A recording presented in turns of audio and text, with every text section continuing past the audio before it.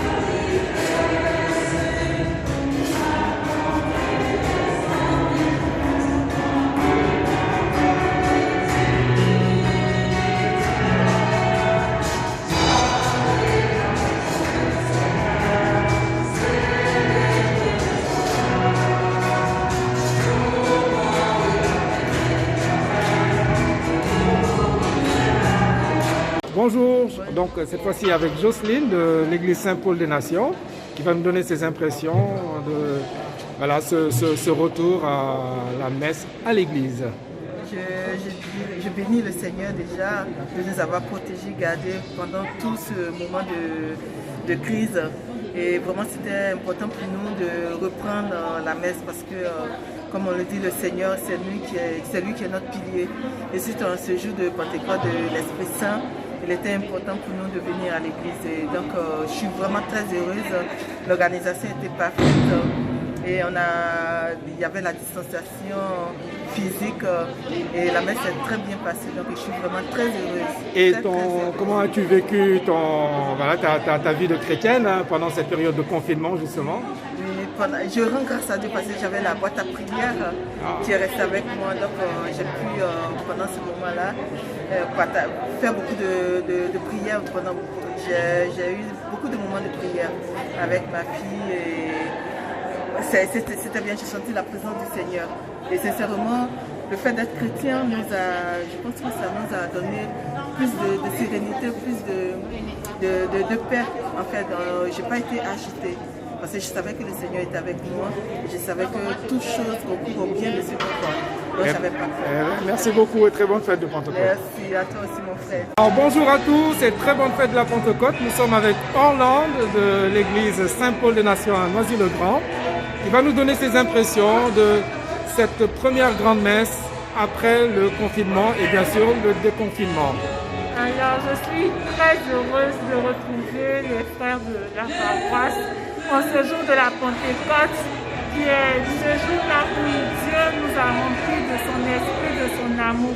Alors ça fait chaud, ça fait vraiment chaud au cœur. C'est la joie. On comprend par là qu'il y a certaines personnes qui ont toujours ce désir-là de toujours grandir en Dieu. Vraiment, Bon, alors, autre question. Comment est-ce que tu as vécu ta vie de chrétienne pendant cette période de confinement? Là, je faisais la messe à la télévision. Okay. Et j'essayais tant bien que mal de suivre les prières au travers des réseaux sociaux, YouTube, Facebook, pour pouvoir garder la flamme. Eh bien, très bien, merci beaucoup Orlande.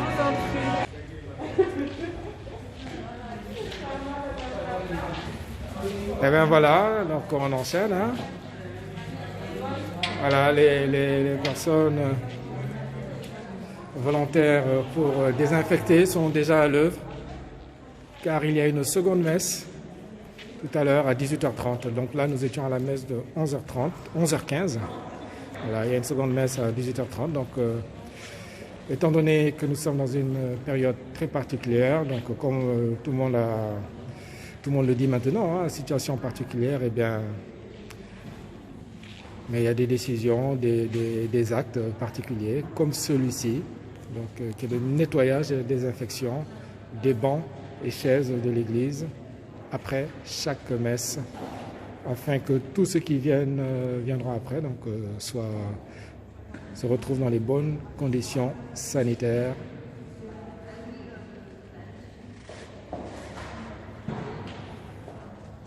Alors, nous sommes avec sœur Marie-Madeleine, donc ici à l'église Saint-Paul des Nations. Alors, sœur Marie-Madeleine a la particularité donc d'être de la congrégation des filles du Saint-Esprit, qui fête combien d'années d'existence aujourd'hui? 314 ans. 314 ans. Alors, quelles sont tes impressions en ce jour d'anniversaire qui également coïncide avec ce jour où on reprend véritablement les messes le dimanche, après cette période de confinement? Bien, moi, je suis très contente d'avoir revu des visages, des yeux, puisqu'on ne peut pas voir tout le visage, mais on reconnaît quand même les gens et ça fait du bien de prier ensemble, de chanter ensemble et surtout de communier. Et je crois qu'il y a eu une communion réelle qui s'est vécue aujourd'hui à Saint-Paul. Eh bien, très bien. Alors, comment est-ce que tu as vécu cette période de confinement en tant que chrétienne et puis dans ta mission, dans la mission que tu as au sein de cette congrégation dans cette ville de Noisy-le-Grand? Ben écoute, au début, ça a été plus un genre de... pas de retraite spirituelle, mais quand même beaucoup plus intériorisée. Puis à la fin, je me suis un petit peu ennuyée quand même. Mais j'avais beaucoup de liens avec les jeunes du Catéchuménat, avec le groupe de communauté de quartier qui a vécu ces réunions quand même, le partage de tous les mardis soirs. Donc j'avais quand même des étapes bien précises pour savoir quel jour j'étais déjà, parce que c'était difficile. Voilà. Eh bien, très bien, je te remercie. Et très bonne fête de la Pentecôte. Merci. À toi personnellement et puis à toute la congrégation des filles du Saint-Esprit. Alors, on a fait un petit mot à toutes les communautés et on a même envoyé le lien pour qu'elles écoutent les concerts du pôle jeune du 93. Très bien, voilà. Merci beaucoup, Sœur Marie-Madeleine.